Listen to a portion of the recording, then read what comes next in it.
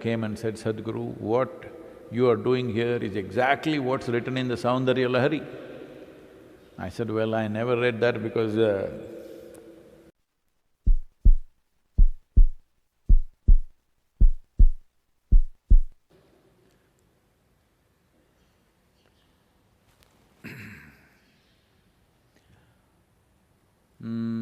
today happens to be Adi Shankara's Jayanti.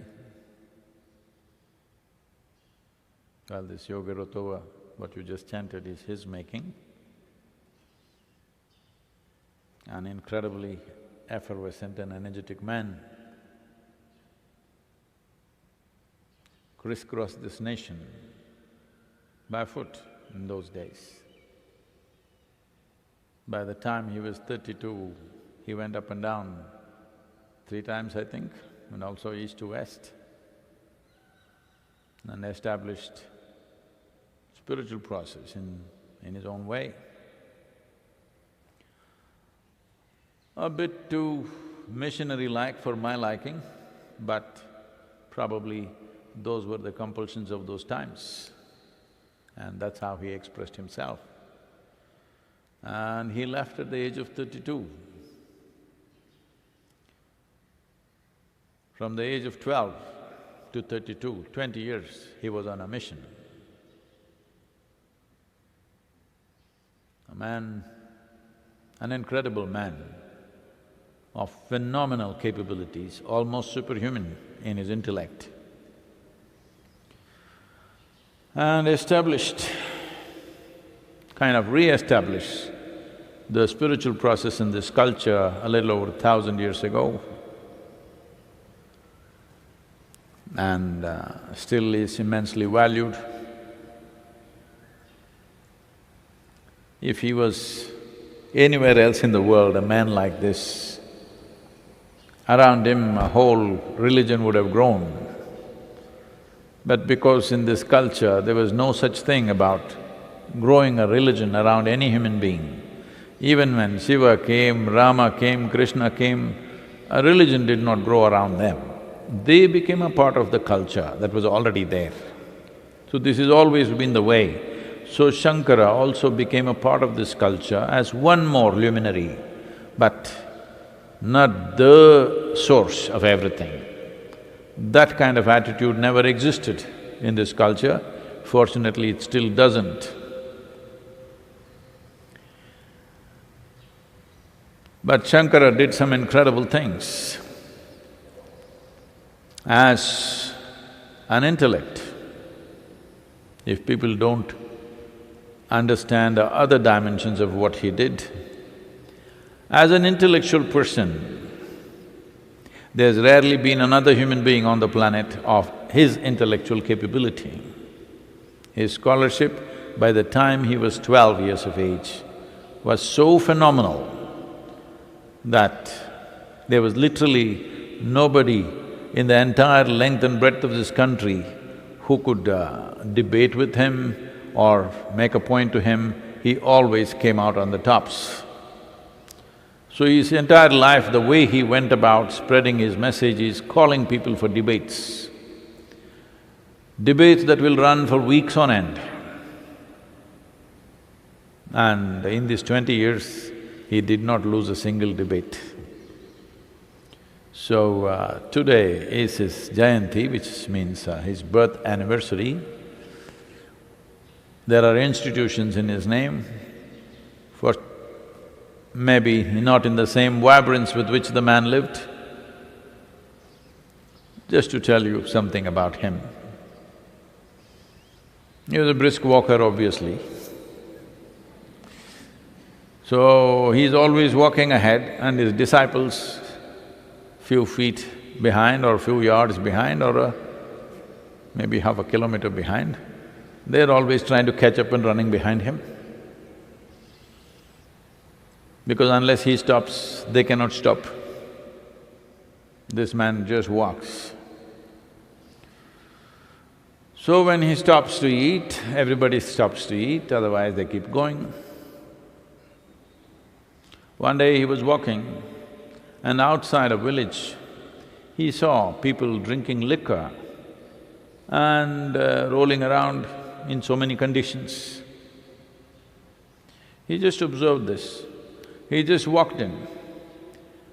Those days and even today, one of the favorite drinks in the villages is called toddy. It comes from the palm tree. It is something like the Western beer, but it looks like buttermilk. And it can be either very mildly alcoholic or it could be done very strong. This place must have been strong because people were crawling around. So he looked at this, he walked into the toddy shop, he picked up the whole pitcher of toddy and just drank it up and just walked on, didn't crawl. So his disciples watched him drinking and then among themselves, well, our guru is drinking.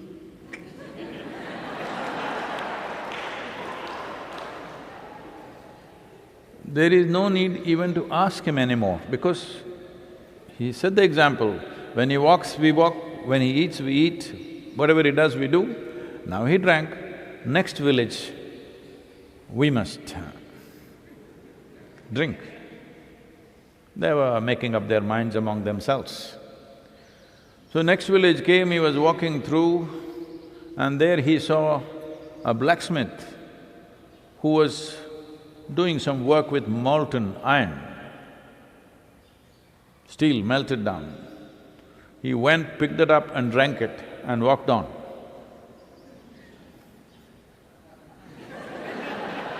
Of course, they don't want to drink that So, almost a superhuman being, a phenomena in his time. After 1,000 years, he still lives. People still… a large number of people still practice and recite what he has done. In many ways,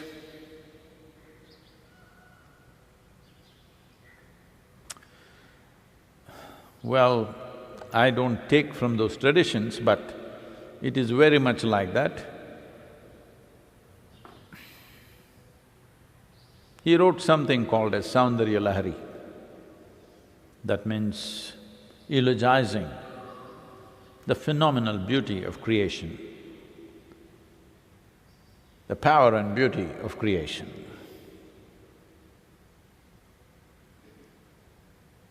So, this was done so that the worship of the feminine lives in this culture.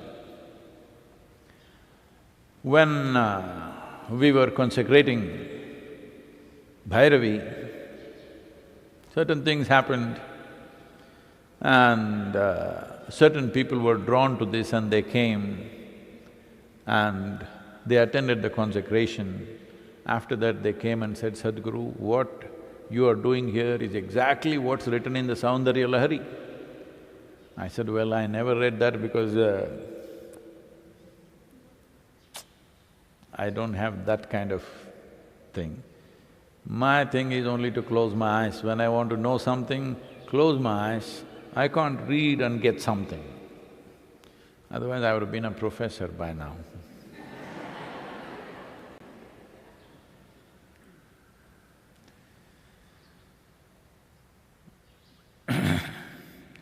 So, the Devi, at least they say, it should be, is almost parallel to what Saundarya Lahari talks about in terms of worship of the feminine and how it should be done and whatever.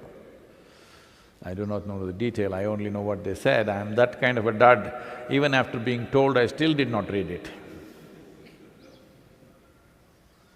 If all of you don't keep me this busy, I could sit down and read maybe one day. Anyway, we wish to honor him today. Today is his birth anniversary. We bow down to him for the kind of being that he was. We need to produce such people on this planet. If we want humanity to rise to a new possibility, we need that kind of effervescence, that what the man carries is so valuable that he walks up and down this nation. I'm saying this is not a small country. One end to another is 4,000 kilometers.